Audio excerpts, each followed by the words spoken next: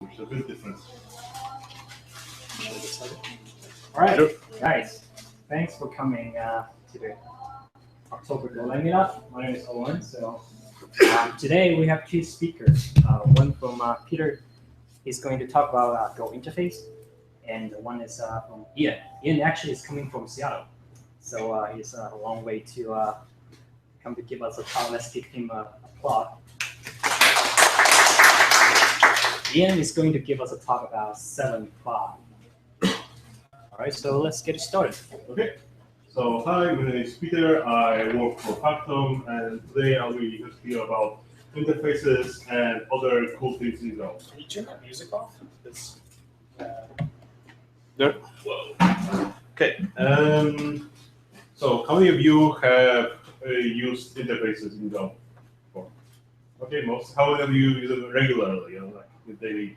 Yeah. Okay. So good. I will be boring you to something new. So what we'll cover today: interfaces. So what are they? How to use them? What to use them? And some limitations. I'll also talk about the cover tool, which many of you may not have heard of. What it is, how to use it, and also how to reach high test coverage with interfaces and the cover tool with like test coverage. So what's an interface? It's basically a way to specify what methods an object should have. So it's like a virtual class, only expanded a bit. And it's also a way to help generalize functions in Go. And it's also a nice way to always know that you're passing references, not copies, so that it takes care of one of your problems. Okay.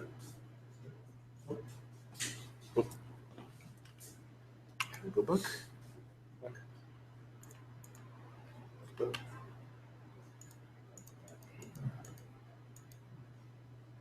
Okay. So first, empty interface. Probably everybody has seen that somewhere ago. So it's used in such a way like you use a void pointer in C++ or an object in Java. So when you want to handle all possible objects, being passed to a function and you don't care what it is, you want to handle everything. Use it when you don't need any specific functionality from an object. So you don't call any functions, you don't access any data from it, you just have the object at the moment. So usually you either pass it to some other function that also takes empty interface, so they'll handle it, or you have a long type switch in your function to figure out what it is and how to handle it based on that. There we go. Undeclared interface. It's pretty simple. You type name interface.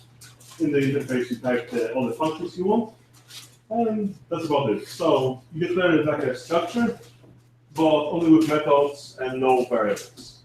You can also use anonymous fields to combine interface. You knew that was an effort. Yeah. So yeah, you can always use anonymous fields to combine interfaces. Does everybody know what anonymous interface is in Go? Okay. Anonymous interface, you specify an import in a structure or an interface. Weird. So yeah, you specify that you're importing that, like you would say a string or whatever, but you don't give it a name. Therefore, your interface or your structure copies all the methods and variables from the whatever you're importing into itself, and you don't have to go improve interface.something.full function like bar. You just go straight. That's kind of a neat feature. So you can, as I said, expand the interfaces by importing it as an anonymous field and adding more functionality if you need something more complicated later on, and just build on top of what there is. How to explicitly conform to interfaces. It's not that you want to do that like first intuitive way, oh, let's do a naked import. That's totally wrong. Other people might be thinking, this is saying, oh, I want to import this anonymous field with dummy functions. If you call any functions from foo, you'll get an error because it's a nil pointer function and trying to dereference it, so it will crash. But it will compile and it will say, oh yeah, it's fine, with those functions. How to do it properly? First, after you define your structure, you do variable, not named variable, your interface name equals pointer to the structure, nil. This way, you're converting the structure explicitly into the interface, and therefore, if you're missing some functions from the interface, the debugger will say, no, you cannot convert this because you're lacking this function, or you have some function that returns some different parameters. It's a bit stupid and intuitive, but well, what do you do? So, Two cats. So? Two cats. Yeah, that's it, guys. There's more than two. Yeah, there's two that look like one and one white one. Okay, so when do you want to use interfaces? Generally, there are a few main use cases. So we have class requirements, functional requirements, or structure abstraction. So class requirements. So you want to specify exactly what the class needs to do, but not how to do it. So this assures that you have a uniform functionality across multiple classes. And also, if you make code changes, they're made more explicit by this. For example, we have a printable interface that's a JSON string and normal string. And it's a useful interface if you want, say, all of your classes to be able to print themselves, formatted nicely, and return the strings. So you don't have to worry about what type of object it is. You just say, oh, it's a printable, I don't care about anything else. This is a good way to generalize the behavior or test different implementations. So for example, if you have a database interface, you can plug in BoldDB, MongoDB, LevelDB, etc. And they will behave exactly the same as you specified in the interface. Therefore, the code that uses them doesn't have to know, am I using Bold, am I using Mongo, am I using some map or whatever. It just behaves identically, and only the initializer will have to initialize it differently and pass it along. So for example, our database interface could look like save, key bucket, data, an error, and load, key bucket, byte. So functional requirements.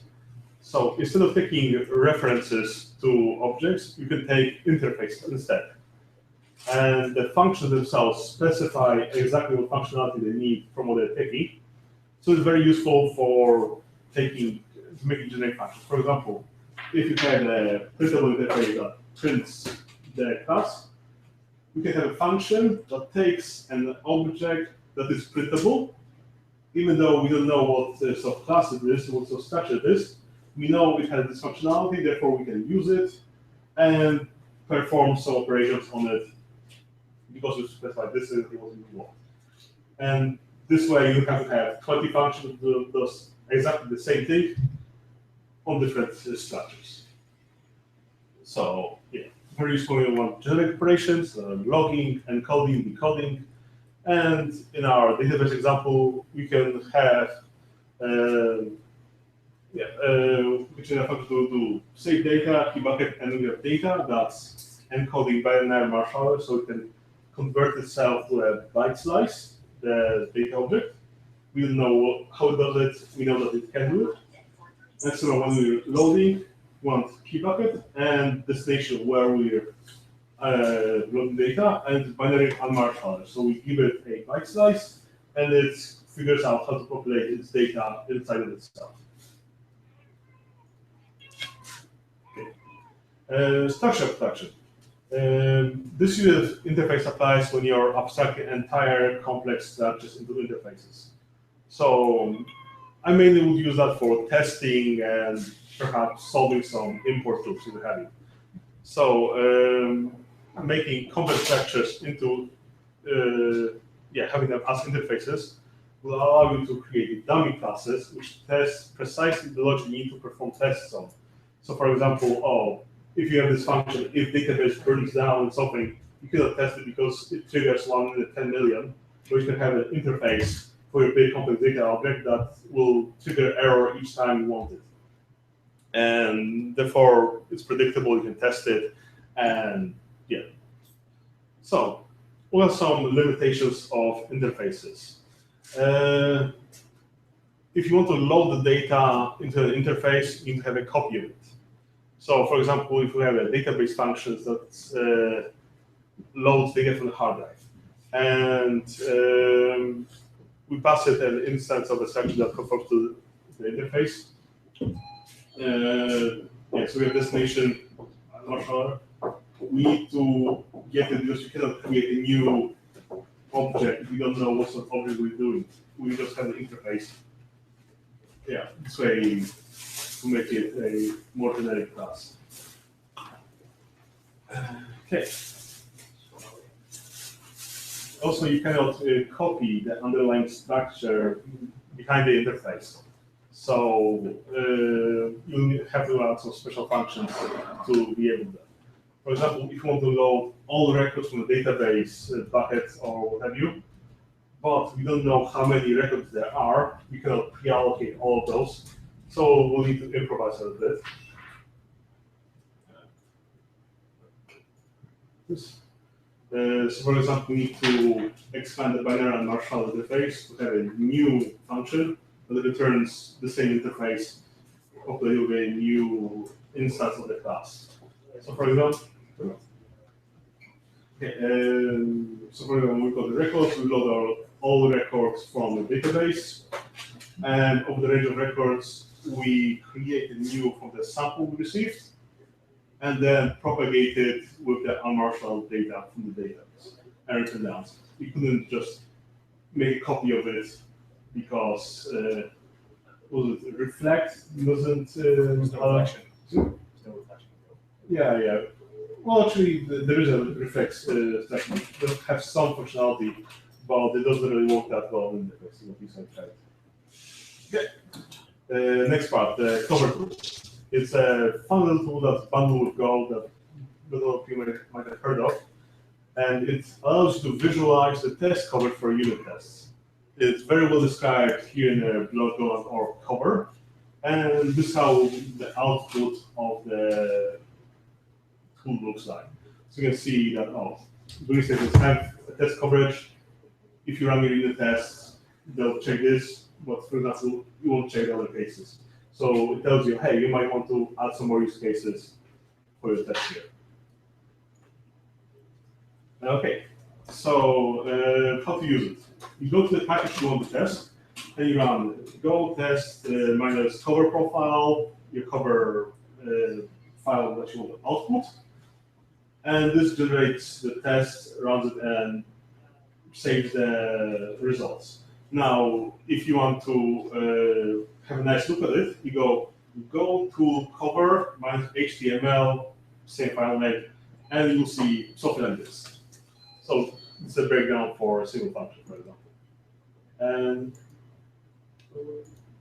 And it will also be split by files, so you can see that, this file is 90% covered, this file is not covered at all. So you'll have a nice breakdown by file, but it only works in one package, so you have to run it separately. You have a big amount of files and packages to cover. So what's cover all about? It's how do you get your test coverage and knowing exactly what needs improving. And how does it fit with interfaces? In order to get to 100% test coverage, there are some functions that are really hard to break. For example, runtime color. This returns you the file name and the line number of where this function is called from. It returns the file, the line number, and whether there was some problem. So how do you break runtime color? Basically, it's quite impossible, I think, to break something like that. But if you really want that 100%, if it's a really good use case for you, then you also want to handle that problem. And well, how do you solve this issue? Okay, so one solution is to use interfaces. So this is a log function we can right there. So we just take the file line number from the runtime color. If there's some problem, we into question marks. Now, if we want to test this part of the code that we couldn't before because we couldn't break the runtime caller, we instead passed a interface, and we call this function on this interface. And the runtime caller will do our RC caller, and our interface is like this for caller. Basically, just copied, pasted the caller declaration from runtime. And this way, we can have our false caller structure that when we call the caller function of it, just returns false and breaks it. So that way, we can test a little part of code that would escape us otherwise. But generally, it's either useful if you really want the 100% test coverage for some reason, or if you have some very important error handling in some very obscure cases. So those are the main reasons why to use this obscure functionality. But in general, using the cover tool and interfaces is useful for all the projects. And conclusions. So yeah, interfaces are useful for specifying the requirements for a class, for specifying the functionality a method requires, for abstracting structures, and giving better test coverage and more control over the tests. And the cover tool is a neat tool that shows you what you need to test next to achieve the higher test coverage of your reported code. And to finish up, a few words about Factom. I'm currently working for Factom. We're a software development company working on the Bitcoin technology, if anyone's interested in that. We're creating a distributed proof of records timestamping network. Golang is our main language base we're using for everything we can, and we're looking for full-stack developers. If anyone wants to know more about Factom, there's factom.org, that's our main website. Otherwise, thank you for listening. If you want to contact us here, and this presentation is available on this shortly. Okay. Thank you. Any questions?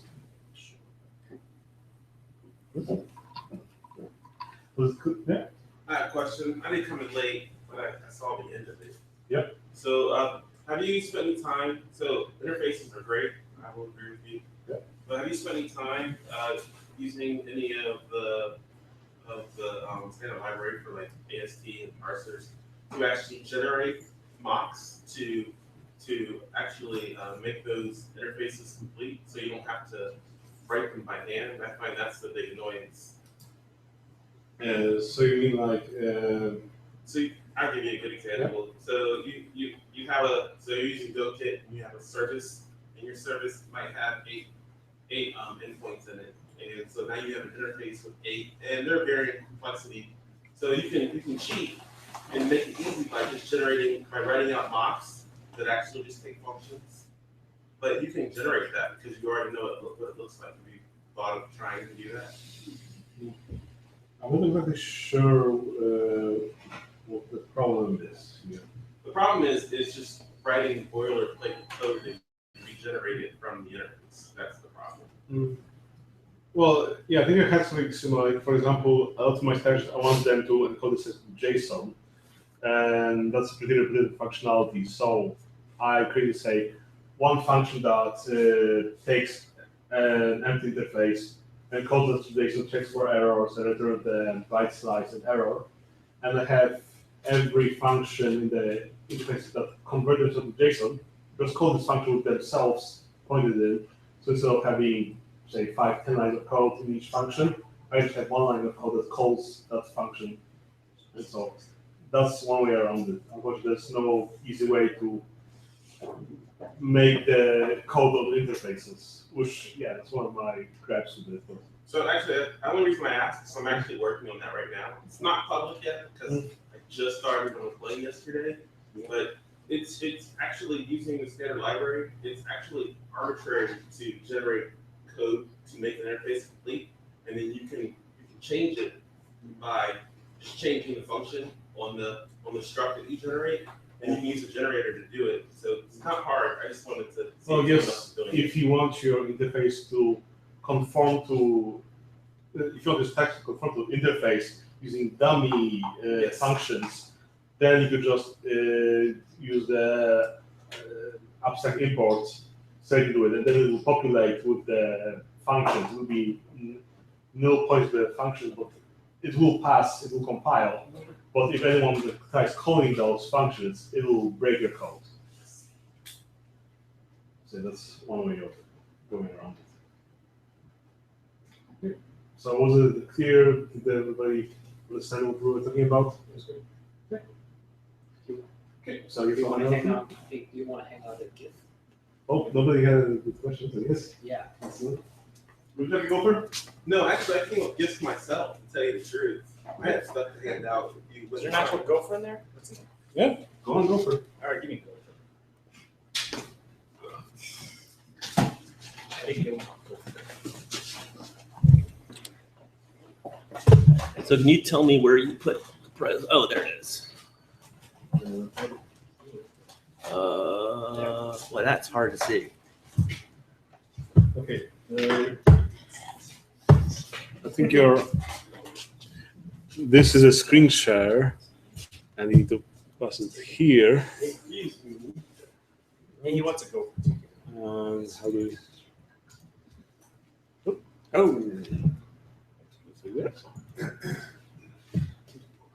How do we? Yeah. What? Does it something? It's doing something. Okay. All right. Well, this looks better if you. I had to convert this to PDF, so the build's not so attractive for this. Thanks, Peter, for your time. My name's Ian Smith. I'm on kind of a roadshow tour about the toolkit that I wrote called 7.5. So I'll give a gopher to the first person who can guess why it's called 7.5, and I'll give you a hint. Oh, I read that. Okay, so good guess, but not correct. 7.5. You can't have a package name and go. JS. Huh? 7.5 JS. You can't have a package name that starts with a digit, so I had to spell out the 7 and then the 5. Anyone? Hint. I speak Something I weird. speak- 7-11. I speak passable French. Does that help? All right, well, we'll get to it then. That will come up. I want to thank you all. I've been doing this talk. I did it in Portland, I did it in Seattle, I did it up here, maybe in Atlanta and Chicago. I've been working on this toolkit for years, and I'm hoping to find people with a common set of hates. So I have a friend, Jeff McGee, where I work. He says that I practice hate-driven development. And I don't want to be testing. I want to hate things. I have things that I want to destroy. So the thing that mostly I hate is JavaScript. It's true that I was a legendary C++ hater back in the day, but it seems to have declined enough that I can now move my hate to JavaScript. You don't like nodes? Not if I'm sober. I don't know. What is the deal here? How do I go? Yeah, but the scroll button doesn't do. It's the cat. It's page down. Oh, page down? Keep working, cat. Just page it? Okay. So my talk is mostly pictures. If you have like lots of detailed questions, I am available for a very small price of lager beer to consult on this project at any time for anyone. But the first question that people ask me is, you're building a user interface toolkit in Go, but that doesn't make any sense because there's this unfortunate thing called a browser in the way. So I don't understand how you make a toolkit that's all Go that has a browser in it. That doesn't seem to make any sense. How does that work with a web toolkit? So the question you have to ask yourself is, what does Go compiler do? Like, what's the purpose of a Go compiler at the highest level? The purpose is you have this abstraction of an execution model that there's a document that's written in English that's, I say it's written in English, meaning it's not very formal. I don't know how many of you read the Go language spec. It's actually quite readable. It's not ridiculously dense, and it's quite reasonable piece of English, and it's an execution model. It says, when you see this statement in the code, such as an interface, what should happen, right? So the Go compiler's job is to take a piece of source code and implement the execution model. At the highest level, that's what its job is. In particular, it shouldn't do anything else. So for those of you who are not aware, this is, what is her name? Renee. Huh? Renee. No, Renee French is the artist, but the Glenda. the Plan 9 bunny, the killer bunny from Plan 9. So for those of you who don't know, if you use Go today, most people use the GC compiler. It is derived from Plan 9, which is unsurprising because it came with Rob Pike from AT&T, where he worked on Plan 9 to Google, which is what he works on in Go now. But basically, it was a whole set of compilers, which I think are still shipped with Go today, although that's changing. And the point of this is to produce slow code quickly, right? That was the explicit goal of the Plan 9. The Plan 9 compilers were not intended to be GCC. GCC has a whole different set of goals. For those of you who've ever used it, its goals seem to mostly be enormous complexity, but it has some other goals too. One of them is to produce fast code on arbitrarily complex pieces of hardware. But that was not the point. So everybody today is using a Golang compiler, which is basically derived from this tool chain. Although the generations of Go compilers, I believe the 1.5 compiler is starting to be the first one that's not really so dependent on the Plan 9 heritage. I believe that shipped in the summertime. Anybody remember when the 1.5 release came out in the summer? 2 or 3 months ago. I remember that I was working on it and something broke in the compiler, and there is a new version where that fixed my problem.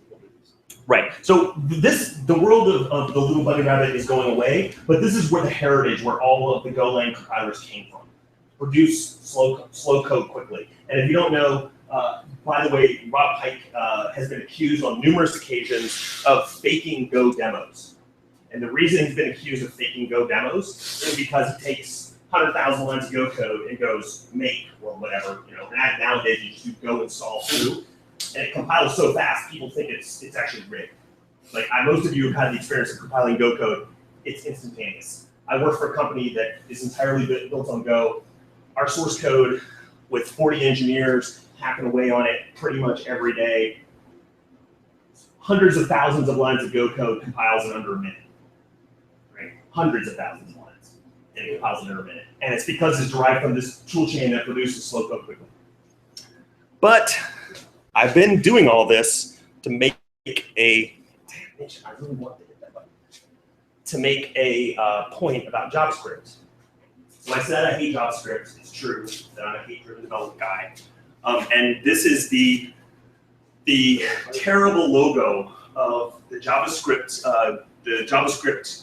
the GopherJS Go to JavaScript compiler, which is pretty much the worst logo I have ever seen. I think this is attempting to be JavaScript on top of something rock solid. I think that's the effort that they're going for here, but not executed very well. So what does GopherJS do?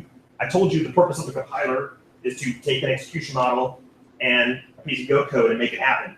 So that's exactly what GopherJS does. GopherJS takes a piece of Go code and an execution model, makes it work in the browser. That's it. It's that simple. Nothing complicated about it. It has the same built-in set of packages. It in fact compiles from the Golang sources. So in fact, it basically uses the same test suite and everything that Go itself uses. Okay? So the only difference is when you compile to, my Macintosh is sitting right here somewhere, when I compile to that piece of hardware, the compiler is generating something for that, that particular type of execution. This just targets a browser. And we'll talk about a couple of the little tweaks. One thing is there's about 13 of the 145 standard packages. Go comes with, I think, 145 standard packages. There's 13 of them that are not implemented, and trust me, you don't want them. These are all things that have to do with the sort of lowest levels of the operating system interface in Go. Most people will never, ever use these, and trust me, you don't want to go there because it's really not a good idea. Everything that you could possibly think that you would want is implemented, and it works. And the reason it works is because most of Go is just written in Go. So once you have a compiler, you're done, right? So a couple of things, oops. Sorry, I like this. Sorry, this guy is saying, did you try chewing on the cables?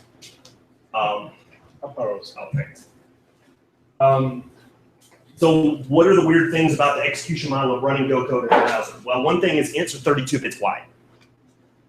Most of you are probably on a modern PC or Mac. Ants are going to be 64 bits wide. In a browser, they're 4 bytes wide. which is maybe a little bit surprising if you have code that deeply depends on the size of an int. You could get hosed there. It generates things that are standalone blobs of JavaScript. In other words, you get a piece of JavaScript which has a main that corresponds to the main in your Go program. Okay? So if you load it in a browser, when the browser finishes loading it, pulls it off the server, gets to that point, and starts executing it at that point. It's just each web page would sort of have a main. Okay? If you run in Node.js, somebody mentioned Node.js, they actually support Node.js, and scarily enough, they support the Unix system call interface. So in fact, lots and lots of things from the sort of standard Go world work. For example, in a browser, print, what does print mean? Right? If you do format in a printf, well, what should happen in a browser? Right? Well, it turns out it goes to the JavaScript console is the decision that was made. But if you use Node.js, you get something that does exactly what it would do on a sort of normal operating system. Mildly irritating is that the compiler does not support asm.js. I don't know if people know about this. There's a standard now for extremely fast web pages called asm.js. There's actually two of them. There's two competing standards, of course. The guys at GopherJS don't support it yet. They don't really need to for reasons I can get into if you're bored by that. But one thing to keep in mind is they're pretty aggressive about their optimizations. There are even modes that they will do of optimizations that are not sort of legal Go for code size reasons. We can talk about those. Those are all optional. You can use standard Go if you want. The reason you care about this, well, I guess I'll talk about that on the next slide, is how big your page is. If you're loading a web page over the internet, it matters whether it's 1 megabyte or a half a megabyte, right? Users care, right? That's a serious thing. And finally, the execution, of course, in a browser is single-threaded, but Go has Go routines. So wait a second, how does that work? So the reality is the GopherJS compiler comes with a little bit of code to make that actually work. So you still get channels, you still get Go routines, and they do sort of what you expect as a Go programmer. And I'll give you some examples of what happens when you do that. So, of course, this is the one that everybody, of course, loves. The GopherJS compiler is, of course, written in Go. So when you want to compile it, you just compile it. It's just a simple Go program. It even does source level debugging. If you're I don't know how many of you have done JavaScript source level debugging. Okay, well, it does source level debugging in Go. So you put the breakpoint in the Go code, and the code stops it. Go code, the debugger shows going, which you want because, by the way, this thing is not producing JavaScript that any human being could ever read. Right? I mean, it's literally producing the sort of moral equivalent of machine code. It mimics the behavior of the Go command, so it does all of the same things, except instead of Go install, you just do GopherJS install blah, and it takes the same arguments. So, like doing things like shell scripting is pretty easy. If you're curious, there's a magic type, which is called js.object. Which is the boundary crossing, which allows you to pass objects back and forth between JavaScript code and Go code. I'm not going to talk too much about that, other than to say you can do it if you're determined, and the reason you probably want that is probably because you'll end up with some library that some guy wrote in JavaScript, and you need to be able to call it. So you can do that. There are ways to go across the boundary, and you can go in both directions. You can go from JavaScript to Go and go to JavaScript. It's not particularly important how that machinery actually works. It's just to say that I've done it. It's not. I mean, I don't know how many of you know Stripe. You know Stripe, the payment company. Well, I ported their thing in an afternoon. I took their JavaScript API, ported it to Go, done, end of story. Next problem. Right? It's pretty straightforward. There's a little wrapper thing that makes it look like a Go type, and then from then on you just program to Go, and you don't see Stripe's JavaScript there. How does this work with things like Angular? Hold that thought. Because I hate Angular too. I'm a wide-ranging hater. Let me see. So let's do a code size comparison, huh? This little poll is pretty much as piss poor of a placement as you could hope for. Anyway, hello world, basically in Go, source code is 67 bytes. Go code produces, Go on a Mac produces 624 kilobytes. GopherJS produces 67 kilobytes. If you minify it in gzip, you get it down to 12. That's for hello world. Okay. So also, if you do some simple programs that just do some like various kinds of printing, you can see these numbers. These numbers are a bit unfair because remember the Go compiler links its own runtime, right? It has its own runtime that it has to link against to make all this stuff work, the sort of things you expect in a Go program. But in the case of GopherJS, they just reuse the existing JavaScript infrastructure. So they don't need to have, for example, lots of the runtime machinery that Golang has to link into itself. So these numbers are a little bit unfair to Golang, but they're just to give you some idea. This is probably the interesting one. The last one is a thing that processes markdown text.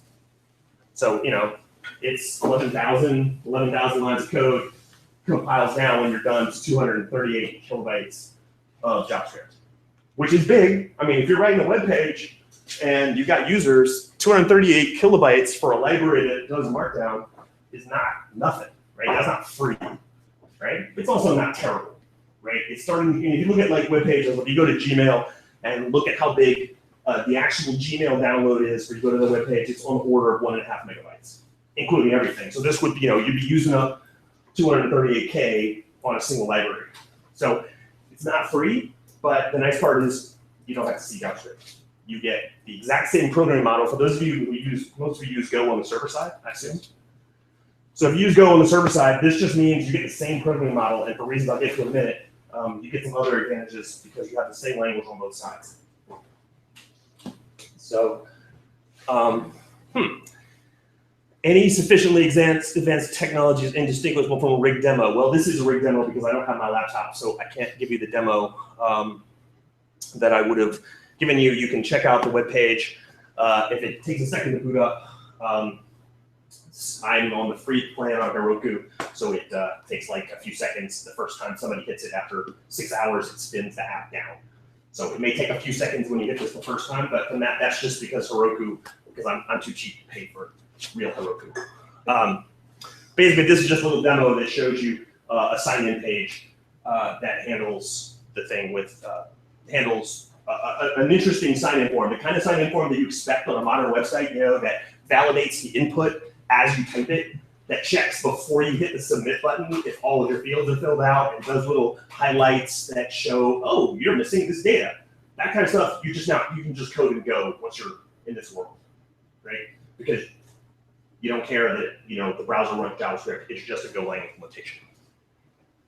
So I actually think the strongest praise that I can give to GopherJS guys, I actually just met them over the summer at GopherCon,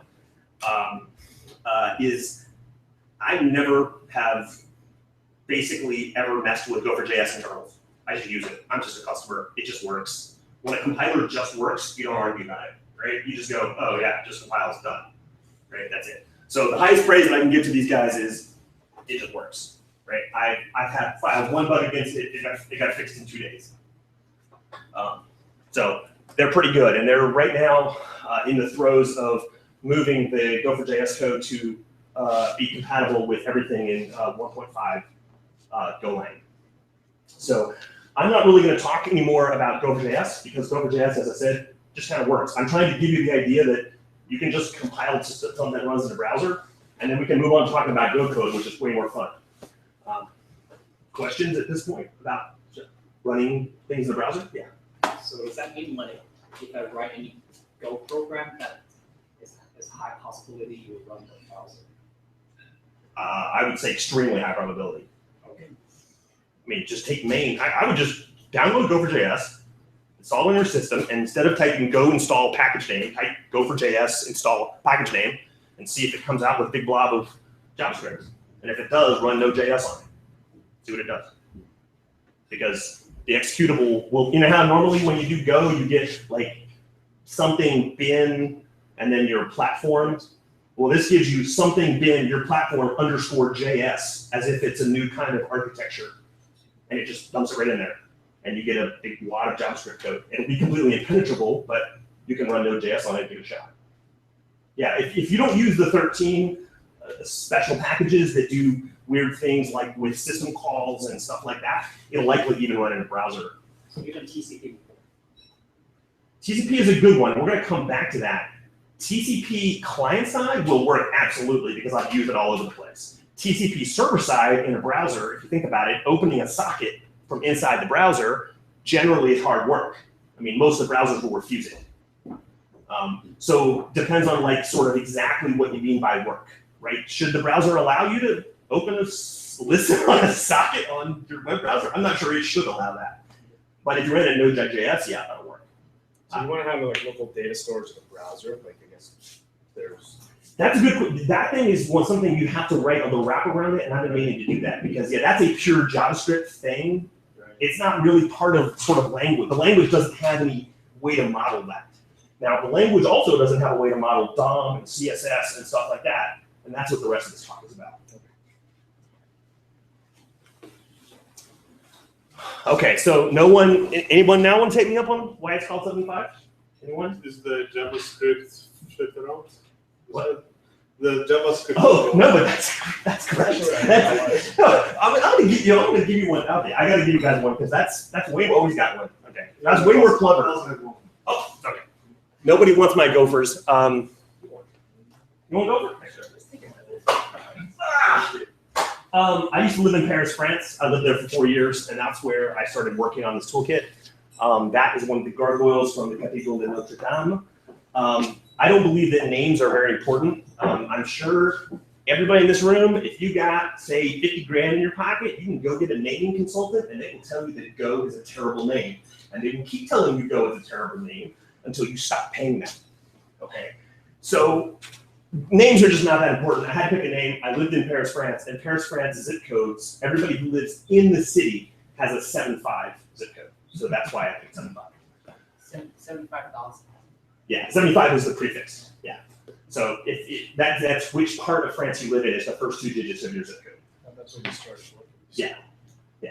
So I started working on this a long time ago. It's been through about 3 big iterations. And this is the view towards the Sacre-Cœur church there. I like the gargoyles. The server side of this is not particularly important. I'm going to cover that in like 3 slides because all of you probably know how to do server side Go. Like there's plenty of tools out there. There's 50 server side toolkits already. So if this floats your boat, great. I'm happy to give it to you. It's just not the one that's the most important. This is another France reference. This is a French guy. For those of you who don't recognize the building, that is the top of the World Trade Center before they were destroyed in 2001. And this crazy guy and a bunch of his buddies managed to get themselves onto the top of the World Trade Center, shoot arrows carrying ropes across between the 2 World Trade Center buildings, which he then stood on top of. And believe it or not, you could tell it was a different time because the police, you know what they did? Absolutely nothing. They went, look at that crazy guy up there. The critical abstraction in 7.5's server-side toolkit is called wire types. So that's why I like this. And I found out recently there's a new movie coming out. It's already out. Yeah, is it out? Yeah, so there's the movie about it. No way. Yeah, it is. Yeah. Oh. Okay, well, I feel good and bad because at some level, like 3 or 4 months ago when I drew this slide up, I was really pretty proud of this. It was the best I could do for wire types, right? I mean, I had to go with a picture and. Like there was a movie about it, I think 2008 or something like that. Really? Yes, this is the 2nd movie about this. Okay, well, anyway, I would like to see the movie, but it's a crazy story. It's an absolutely insane story. Anyway, the critical idea of the server side is these things called wire types, which are basically things that go across the wire between client and server. If you've ever written a real web app that uses exchanging data between client and server, the first thing you do is you get the server-side team and the front-end team, and they sit there and they argue about exactly what is going to be passed across the wire. And he's chuckling because he's been in that meeting. That's why he's laughing at that. So wire types are the critical abstraction. We assume REST services in JSON. That's not, again, super critical. Oh, look how perfectly aligned that is. Making that utterly unreadable. Well, here's an example wire type. It's a payment method. It has credit card info of various sorts. The kind of thing that a front end that's taking a credit card payment is going to be sending to the back end. So you write this wire type, you write it once, and you're done because you compile literally the same file for the front and the back end because they're both Go. Right? There's no doubt about them getting out of sync. You don't need to worry about complex sort of problems of how to marshal or unmarshal because it's literally the same file with the same programming language. Everything's the same. No ifs, ands, or buts. Right? Doesn't handle versioning. If somebody's going to ask me a versioning question, I'm afraid I'm going to have to ask you to leave. But no, I'm just kidding. I won't ask you to leave. Versioning is still hard. But for the non-version case, it's a piece of cake because you got the same programming language on both sides that agrees on that marshal and unmarshal. End of story.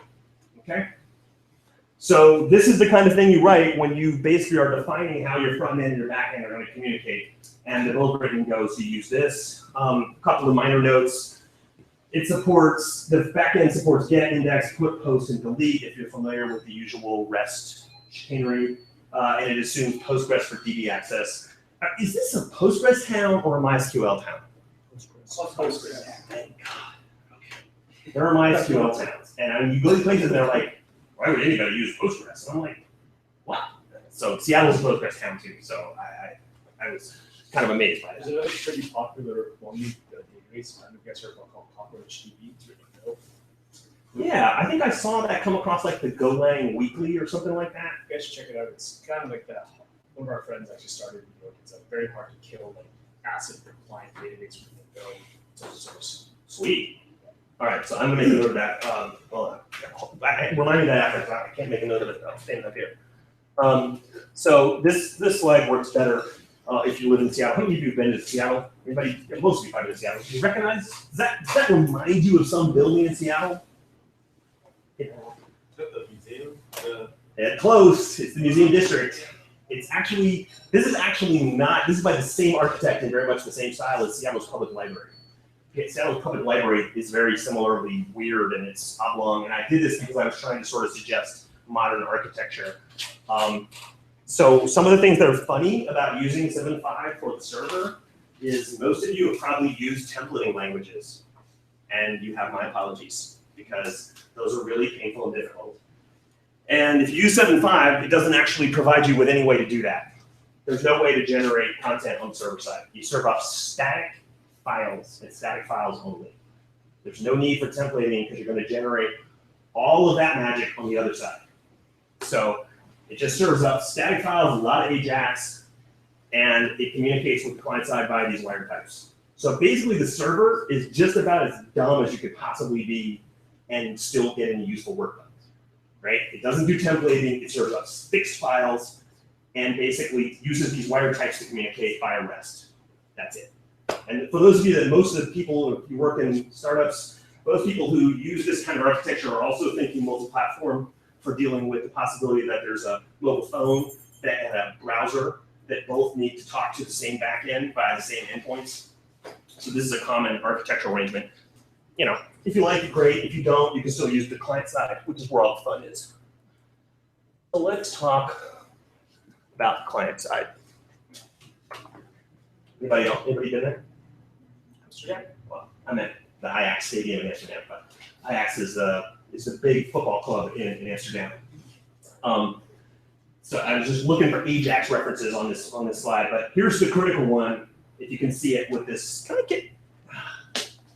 All right, well, basically the critical thing is you say Ajax method, when you're on the client, you tell it what your wire type is you're trying to get from the client, from the server, which is right here. We defined that just a minute ago. You tell it what the URL is you want to hit, and then you do something that makes sense for Go programmers but doesn't make sense for JavaScript developers, which is you use a go func and a select, and two cases that are the server said okay, and the server said error. Okay. So why do you have to put it in your go func? Well, because you know that if you're running a browser, you can't block. If you're running a browser, you got to keep going, right? So you better launch a go func in the background to be able to handle whatever this result is. And there are two possible cases, so it does select and case, which are done with channels, and you either get back the data you asked for, or you get back some error information. That's it. So this is very Go-ish, right? For a JavaScript developer, this makes their heads just. In fact, one of them actually said, You seem to have invented promises in Go.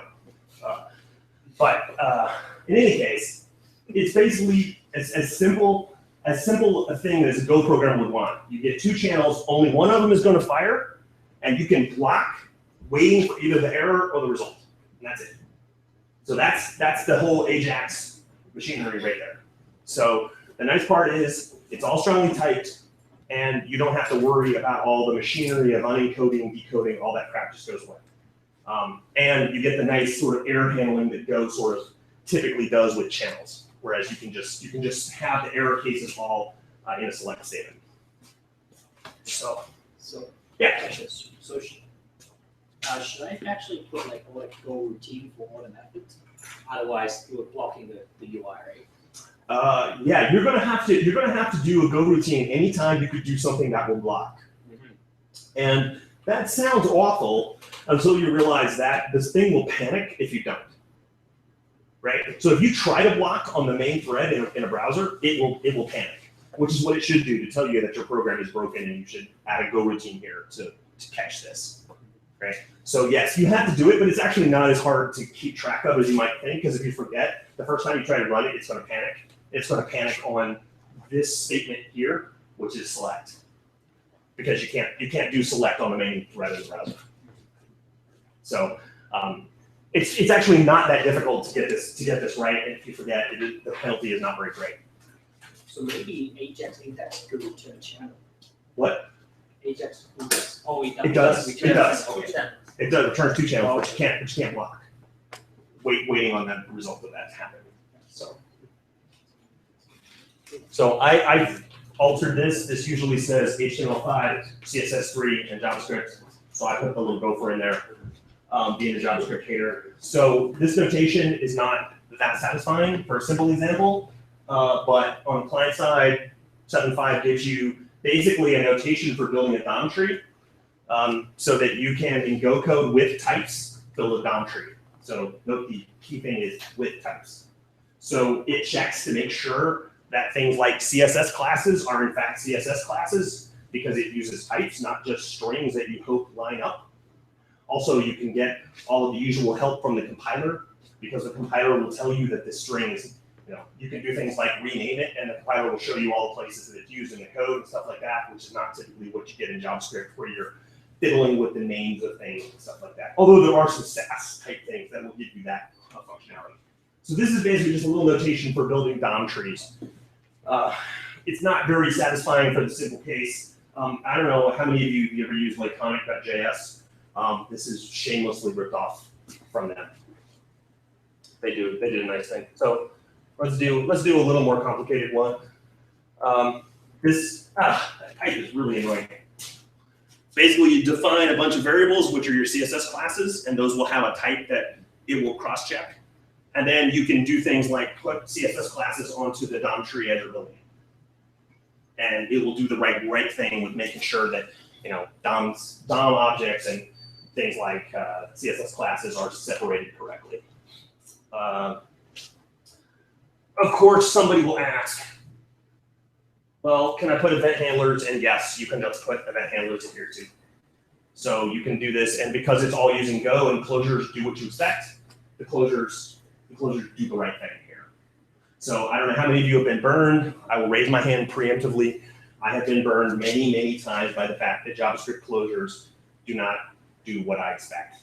If you haven't been burned by it, count yourself lucky. I find the Golang behavior much more predictable in terms of these kind of things. Yeah? So how come the event is returning a jQuery event? Okay. So 7.5's client side is built on top of jQuery. I'm ashamed to admit. Under the covers, the 7.5 implementation on the client side is jQuery. Because I didn't feel like rewriting the mounds of code with compatibility for every browser and crap like that. So I just tried to hide at every turn the fact that it's jQuery, but I didn't do it here because there was nothing to hide. The jQuery.event, I didn't need a wrapper. It has exactly the fields, that I wanted it to have. So I should have maybe made an alias my own thing, so it would have had 7.5.event, but I didn't. If you wanted to remove jQuery now, you're stuck with that. I mean, at this Yeah, point, you could yeah. probably remove jQuery with most browser compiler. 9 is that such a small percentage. Yeah, well, you may know more about this than me. When I wrote this jQuery, it was my best hope of getting this to work on many I browsers. mean, no one, we stopped using jQuery. And not with little pain or no pain. No pain at all. Wow. Yeah, so maybe, and if you're wondering, by the way, this jQuery is, of course, itself Go, so it's actually a Go wrapper around jQuery, if you see what it is. Is it compiled in Go? Or it's Yeah, compiled in it's Go. GopherJS? Yeah, it's compiled with GopherJS.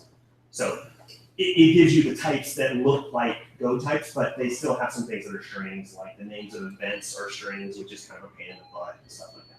But yeah, it's a good point. I should probably fix that. I apologize. Anyway, this is like generating some DOM code, but now we're going to talk I have a about. question. Yeah.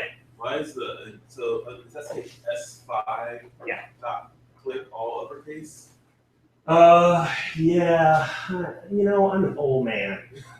And I grew up in a world where C code, you use all capitals to mean constants. And then I learned Java, and it's all capitals to mean constants. I still have trouble with this. But yes, I am guilty as charged. I still do the all capital constants. This has actually come back in JavaScript lately. All capitals or constants are around again. Except in JavaScript, they probably aren't really constant. It's probably just a Go constants are all capitalized. No, they're mixed case. Mixed I get dinged at work for And this. Go will complain loudly. You should not do this. Yeah, I know, and it's totally legit. Oh, now this one is actually a little bit even worse. This is like doubly bad, the span one, and that's because of some things with the single letter ones. Like, and these correspond to HTML tags, like span. But think about A, right? I had to make it uppercase A, and then I wanted to make them all symmetric. So I kept the all uppercase for tags here, which is additionally bad. And if somebody offered me a beer, I might search and replace my source code and fix this. But yeah, that's totally not legit.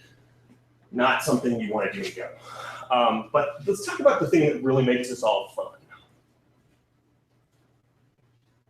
This guy's name is Scott Hudson.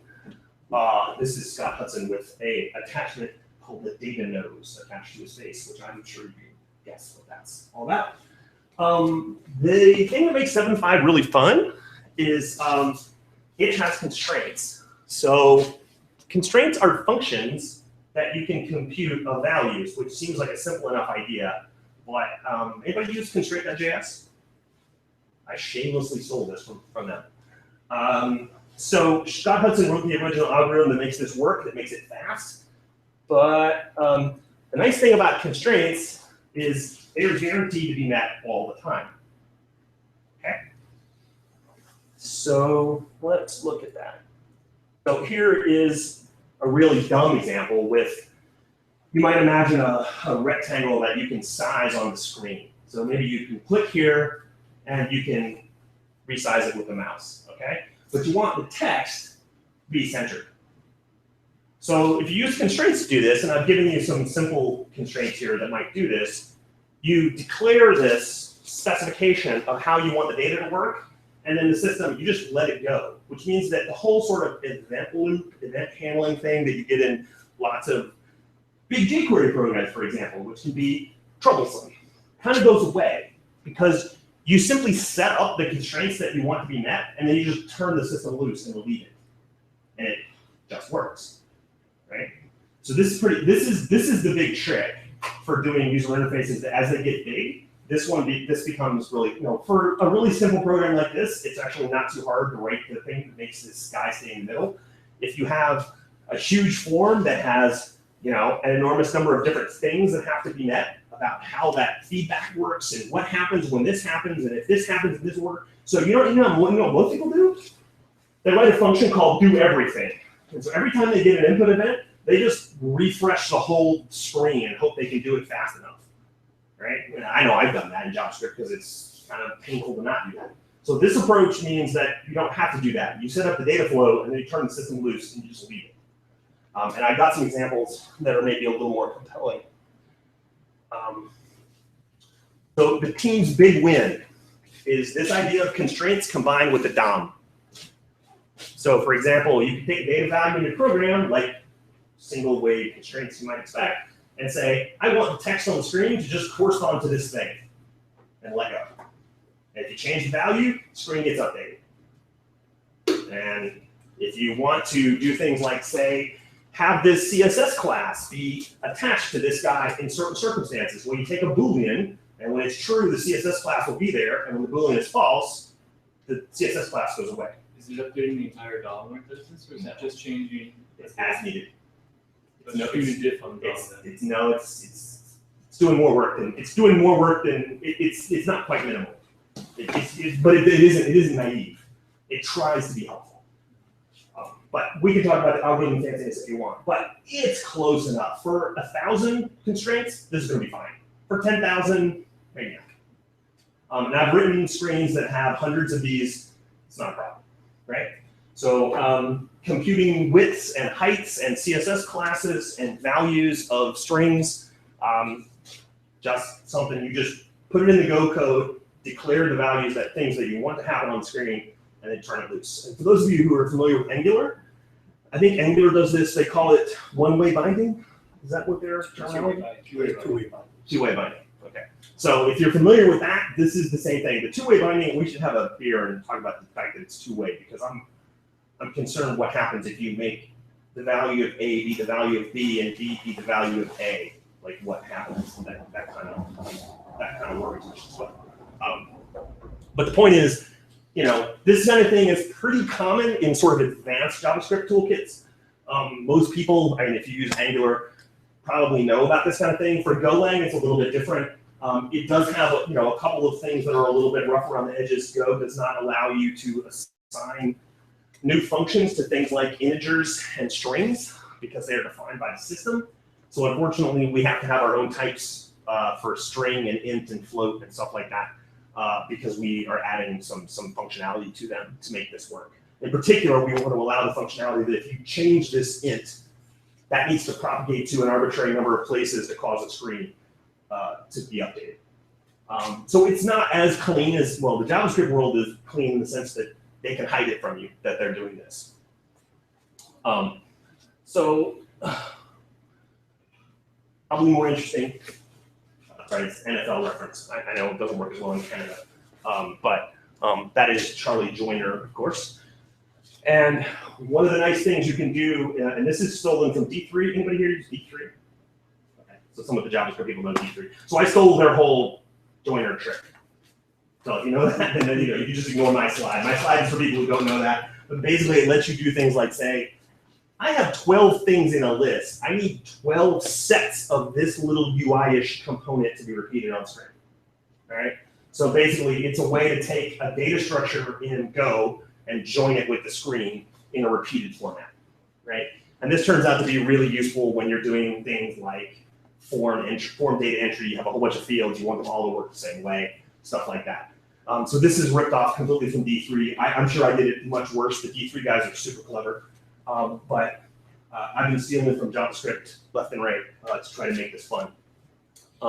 So a good example that maybe is surprising if you're not used to thinking about constraints is like the standard to-do list, to-do MVC. Most people know the sample program that's very popular, to-do MVC. This I have written, I'll give you a URL at the end that has my implementation of this. It uses constraints that like the number of to-do items and the number of done items is done with a constraint. So you write the function once, and then you don't have to do the screen update. So when the user deletes things, the right thing happens on screen, and there's no callback mess of trying to figure out where to handle this. So that kind of stuff is quite. It makes for doing some kinds of tasks that are repetitive pretty nice. So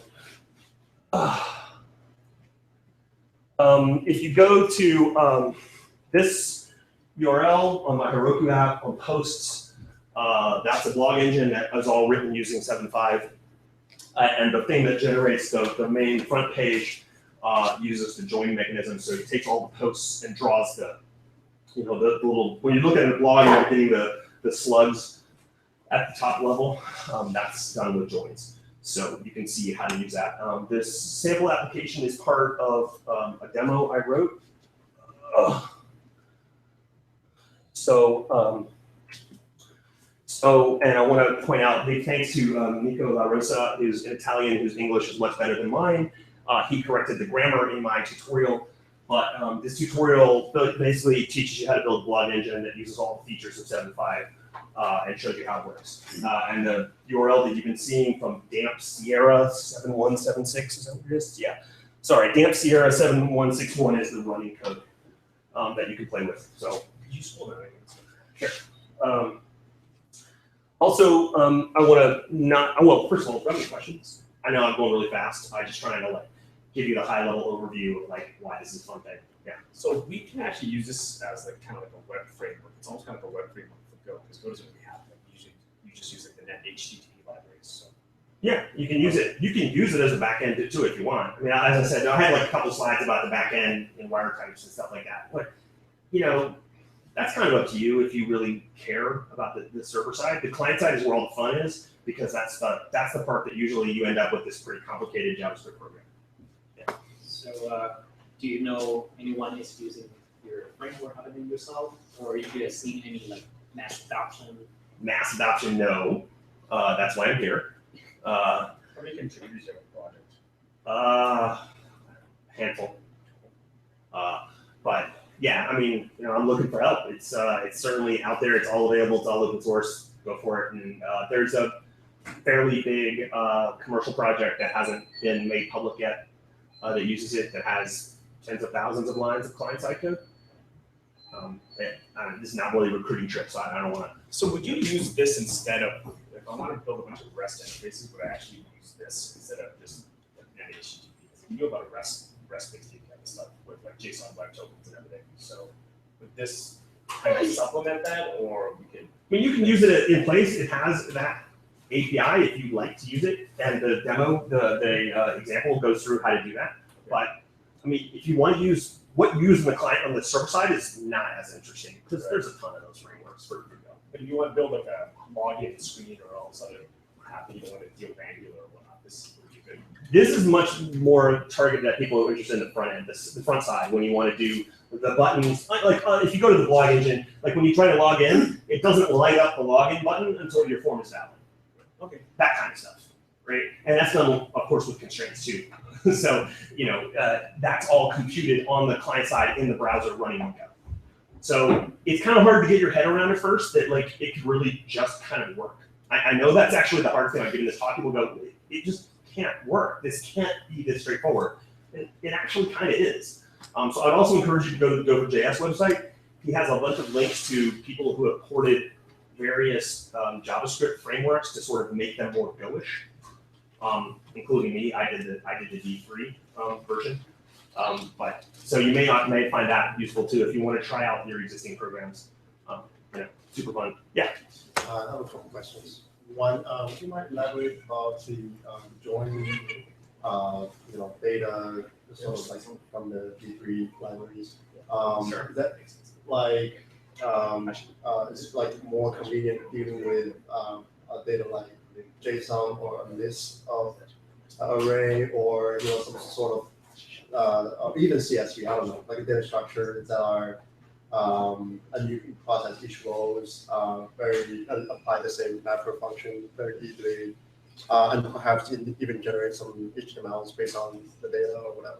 Right. So what it is, the only interface that it offers on the server side and the server is the Go slice mechanism. So the data on the Go side, on the server side, has to be a slice of blob, okay, of some type. And then what's going to happen is that's going to get translated to, it's going to go across the wire, and then you're going to get that same type, a slice of that same type on the client side. Now you're in business because now you've got a one-to-one setup. And there's some stuff for then taking each one of those and applying the same blob of DOM code.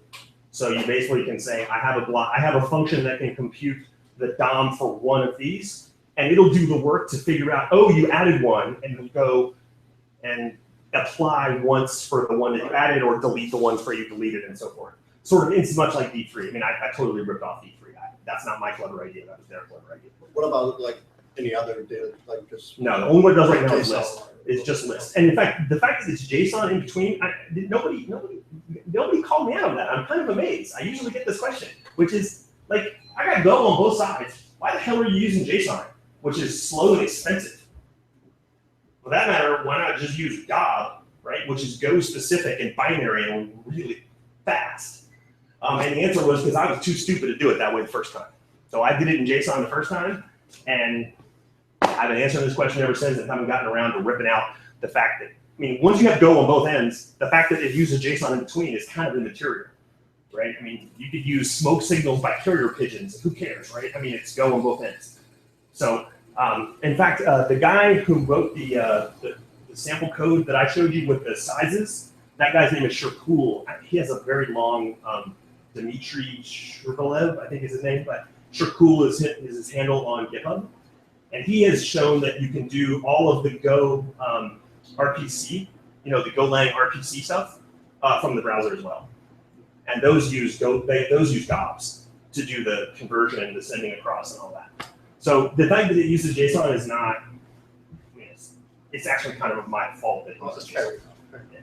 And it makes it a little bit easier for people to swallow because they're like so used to sending JSON back and forth, but there's no really good reason for it. Yeah, go ahead. So for all this code written in Go, I could actually test it with the Go unit tests.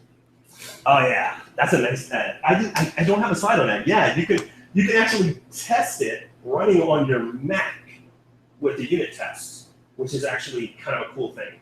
And 7.5 has a couple of places where I mock out some of the user interface stuff to try to make it so that you can run your unit tests without a browser, which means your unit tests go bang, and it just goes fast. Now that's not really a very good test because that sort of makes idealized assumptions about browsers, which if you're really thorough about your testing, you kind of want to test in the environment your users are going to use.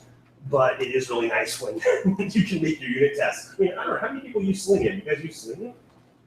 I mean, Selenium is measured in hours. Huh? Use Selenium for the final. Wow. Most unit tests are written on the server. Right, but if you want to test that the browser lights up the button at the right time, I mean, if you want to test it, I type in something my form is not complete, but I want to make sure the button is not eliminated. I have to test that in a browser, really, don't I? Yeah. I mean, in our case, there's a series of level tests yeah, where you're running some tests in the browser and some tests in Selenium. True, and in fact, some tests are unit tests in the browser too. Yeah, and the sort of gesture style things and things like that. But so Selenium though takes forever. We have a You should still probably run these Selenium. Yes, that would be the most thorough way to do it. There's actually Selenium GopherJS written in Go. I have not checked it out. There's definitely a Selenium Go binding. Yeah. That's what I use to test my app. The one that I gave as the demo, I tested it with that using Chrome driver. Yeah, you got a question? Yeah, so how are you generating all this nice JavaScript? How are you packaging it up and serving it from your app? Well, I mean, I'll be honest with you, I'm an old man and I use make. So what I do is I do make and then it runs go install, which generates this big blob of JavaScript, and then I copy that into a place that my web server can serve it up. Done. Are you using something like Gracebox or Acid Binary or whatever it's called to put it inside of your app? I want that so badly. That's actually also by Dmitry Shirkul, and he's the guy who wrote this thing, which is so nice, which bundles all of your assets inside your Golang binary so that you get a single binary with no dependencies out at the other end. And that's totally the direction I want. I really, really want that, but I haven't done it. That's a super cool thing. Because one of the nice things about Go, if you've ever tried to deploy a big Java app or something like that, is when you deploy a Go app on the server side, I mean, you can literally just take a binary, drop it on a machine, and you're done. And that'll be really cool if you can do that for all the dependent files as well. Okay, you had a question? Is it compatible with Cool App Engine? I don't know. I haven't tried it in a long time. I did it a long time ago, so I would say it has a decent chance of having rotted. I mean, I would recommend trying it on Heroku first, because Heroku doesn't have some of the restrictions that Go App Engine does. If you're super set on Go App Engine, drop me some email. Did I put my email address? Anyway. but I'm Ian Smith at acm.org, or you can find me at Ian Smith on Twitter or Ian Smith on GitHub. Drop me a note if you really get determined. I can probably help you out. There are some weirdnesses about Google App Engine and Go. So it doesn't support the exact same, it doesn't support exactly Go 1.5. So it's a little bit hairy. Yeah. Just wondering about where is this technology going? Like, what is the next step? What is the direction that you want to focus on? Well, one of the things the thing he mentioned, I really want it to default to just packaging itself up. The packaging and deployment step right now is a little bit painful. So I'd really like to do that. I did the Heroku side of it. So for those of you who are big Heroku fans, I have a build pack for Heroku so that you can push to Heroku and it'll do the right thing with GopherJS. But I'd really like to have something sweeter than that where you just get a single binary and you're done. That's one thing. And the other thing is I'd like to improve the UI to using something other than jQuery to not be so dependent on that. So that's kind of painful. Those are probably a couple things that I'd like to get fixed. But Angular, I actually tried to do some stuff with porting some of the Angular stuff to GopherJS, and the JavaScript world has kind of taken this kind of turn that makes it actually now kind of hard to catch it with like writing a little wrapper around something. It's like I told you I did the Stripe API because they have this simple JavaScript thing that you can write a little wrapper around. But now with things like Angular that use these preprocessors and all this stuff, it's actually really hard now to do. So it's getting more and more divergent, which I'm a little frustrated by. I spent some time trying to do Angular and I gave it up. Okay, thanks. And, thanks. I'm just gonna let you know. I'm gonna be going on street getting a beer a little bit. So anybody who wants to, I don't know. Really good here, huh?